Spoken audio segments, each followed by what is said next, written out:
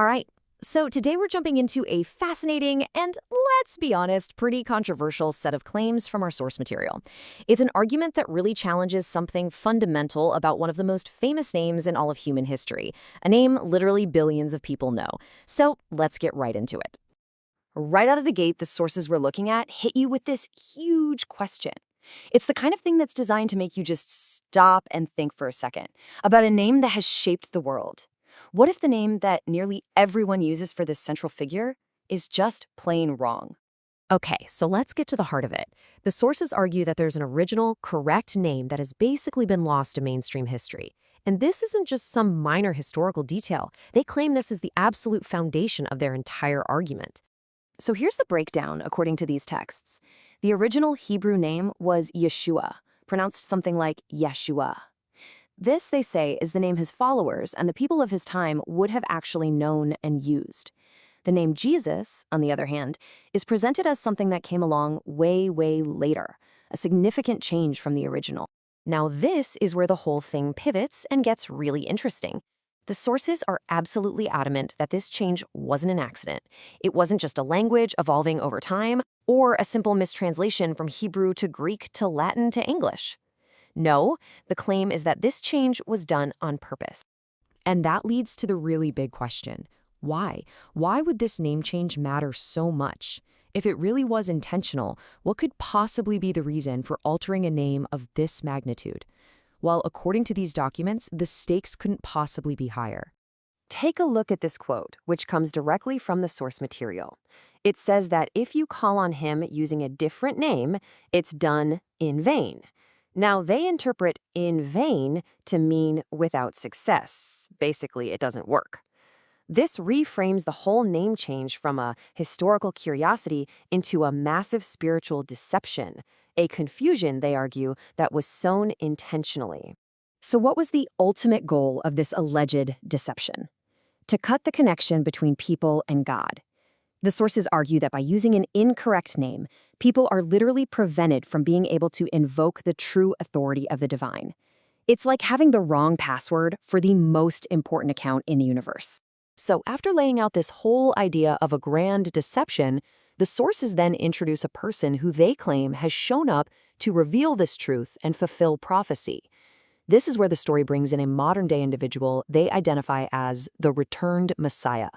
And this individual is referred to as Lord Rael. His birth name was Raymond Elwood Lears, and he is presented as the central figure in this whole narrative. He's claimed to be the second coming, here to correct the record about the name and gather his true followers. Now, you might be thinking, hold on, another new name? Isn't that the whole problem? Well, they use this verse from the book of Revelation to make their point. It says the returned figure would have a new name that nobody knew. So they argue the fact that he has this totally unexpected name, Rael, is actually a fulfillment of that very prophecy. Okay, so that is a huge claim to make, right? So how do the sources try to back it all up? They present a whole range of evidence, and we're going to start with the parallels they draw between Lord Rael's life and various biblical prophecies. And they get really specific with these parallels. For example, they say he was born under the sign of Gemini, the twins, which they see as a symbol for a second coming. They point to what they call a miracle birth, claiming his mother had been surgically sterilized and couldn't have kids. His stepfather, like Joseph, was an older tradesman, in this case a metal worker, not a carpenter. They even say his wrongful imprisonment is a modern form of persecution. And get this, they even link his middle name, Elwood, to a prophecy from Zechariah about a figure called the branch. They're connecting a lot of dots here. But those biographical parallels are only one part of the evidence they put forward. Next up, the sources point to something completely different, hidden messages that they claim to have decoded from the holy texts themselves. So to really get this, we have to talk about something called the Torah code. It's this idea that there's a divinely inspired secret message hidden deep within the original Hebrew text of the Torah. Now, it's really important to note that most mainstream mathematicians and biblical scholars think this is pseudoscience. They argue you can find similar patterns in pretty much any huge book, like Moby Dick. But just for the sake of explaining what these sources claim, let's break down how it supposedly works. The method is called an equidistant letter sequence, or ELS. The basic idea is you take the whole Torah, you strip out all the spaces so it becomes one giant string of letters. Then a computer searches for keywords by skipping an equal number of letters each time, like, say, every 50th letter or every 103rd.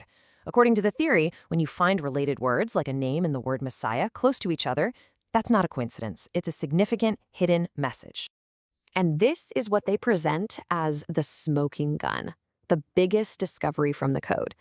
The sources claim that this method revealed the phrase, R. Lear, he is the Messiah.